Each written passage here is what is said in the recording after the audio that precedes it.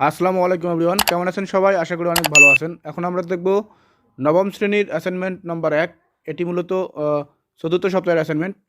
এটি পদার্থবিজ্ঞান অ্যাসাইনমেন্ট। ঠিক আছে, অ্যাসাইনমেন্টটি করা হয়েছে প্রথম অধ্যায় থেকে ভৌত রাশি ও পরিমাপ থেকে। অ্যাসাইনমেন্টের শিরোনাম হবে পদার্থবিজ্ঞানের ক্রম বিকাশ।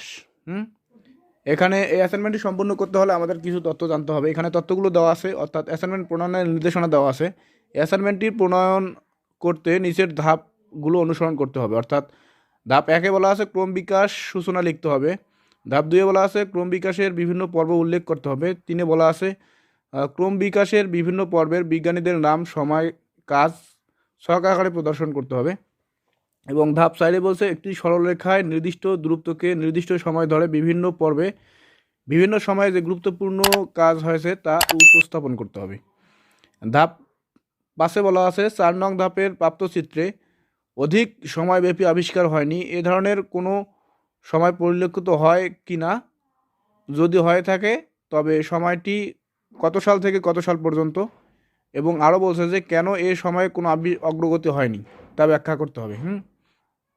এটি ছিল মূলত নবম শ্রেণীর কিছু তথ্য। তো চলুন আমরা মেন আলোচনায় চলে যাই। শ্রেণী নবম, বিষয় কোড 136, বিষয় পদার্থবিজ্ঞান। অ্যাসাইনমেন্ট নাম্বার হচ্ছে 1। এটি মূলত চতুর্থ সপ্তাহের অ্যাসাইনমেন্ট 2022। অ্যাসাইনমেন্টের শিরোনাম হয় পদার্থবিজ্ঞানের ক্রম বিকাশ। ঠিক আছে, তো ধাপ 1-এ বলা আছে, ধাপ 1, নিম্নে পদার্থবিজ্ঞানের ক্রম বিকাশ সূচনা উল্লেখ করা হলো। পদার্থবিজ্ঞান তথা অসংখ্য বিজ্ঞানী এবং গবেষকদের অক্লান্ত পরিশ্রমে একটু একটু করে আধুনিক পদার্থবিজ্ঞান এই অবস্থায় পৌঁছাছে। ঠিক আছে, প্রাচীনকালে তথ্যের আদান প্রদান এত সহজ ছিল না। বিজ্ঞানের গবেষণার ফলাফল হাতে শিখে বই প্রস্তুত করতে হতো। প্রচলিত বিশ্বাসের বিরুদ্ধে কথা বলতে সাহসের প্রয়োজন ছিল।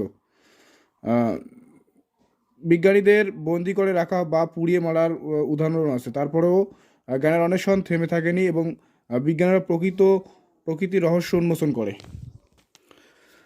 আমাদের এই আধুনিক বিজ্ঞান উপহার দিয়েছেন। তাই বলা যেতে পারে পদার্থবিজ্ঞানের ক্রম বিকাশ খুবই জটিল এবং অক্লান্ত পরিশ্রমের। ধাপ 2, ধাপ 2-এ বলা আছে পদার্থবিজ্ঞানের ক্রম বিকাশের বিভিন্ন পর্ব নিম্নে উল্লেখ করা হলো। 1 হচ্ছে আদি পর্ব, 2 বিজ্ঞানের উত্থান পর্ব, 3 আধুনিক বিজ্ঞানের সূচনা, 4 সাম্প্রতিক পদার্থবিজ্ঞান। ধাপ 3, ধাপ 3-এ বলা আছে পদার্থবিজ্ঞানের ক্রম বিকাশ বিভিন্ন পর্বের বিজ্ঞানীদের নাম, সময়, কাজের ছক আকারে নিম্নে প্রদর্শন করা হলো।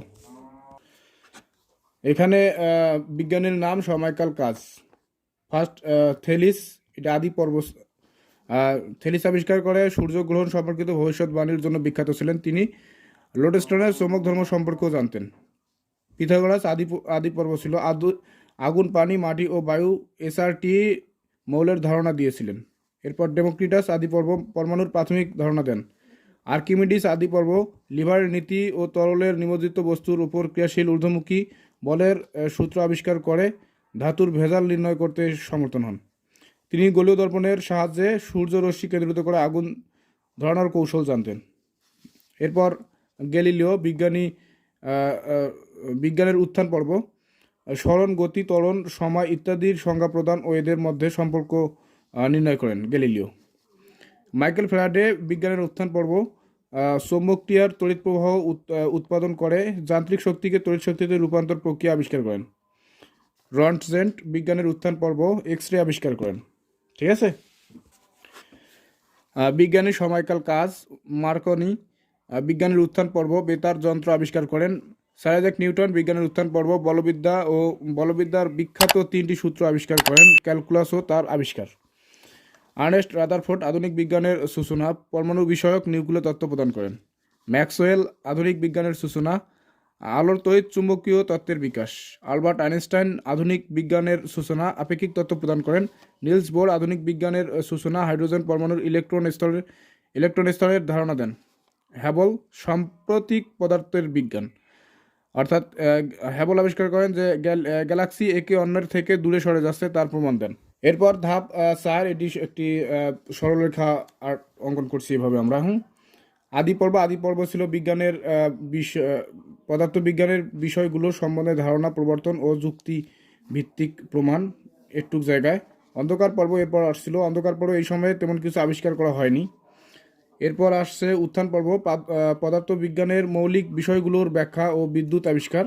এরপর সাম্প্রতিক পদার্থবিজ্ঞান, ইলেকট্রনিক্স ও অন্যান্য বিষয়গুলো আবিষ্কার ও ভরের ব্যাখ্যা।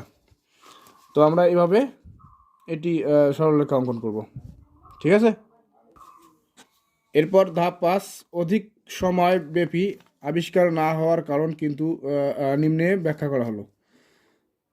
4 নম্বর ধাপের সংখ্যারেখা থেকে দেখা যাচ্ছে খ্রিস্টপূর্ব 10,031 থেকে 1543 সময় ব্যাপী কোনো আবিষ্কার হয়নি, অর্থাৎ এই অন্ধকার সময়কালটিকে এত দ্বারা আমরা করছি, ঠিক আছে।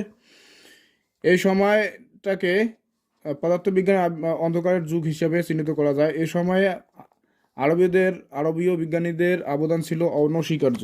বিভিন্ন দেশের মানুষ আবিষ্কার করলেও তারা হয়তো কারাগারে নিক্ষিপ্ত হতো কিংবা জ্বালিয়ে মারা হতো। বিজ্ঞানীদের কোনো আবিষ্কার কখনো গ্রহণ করা হতো না।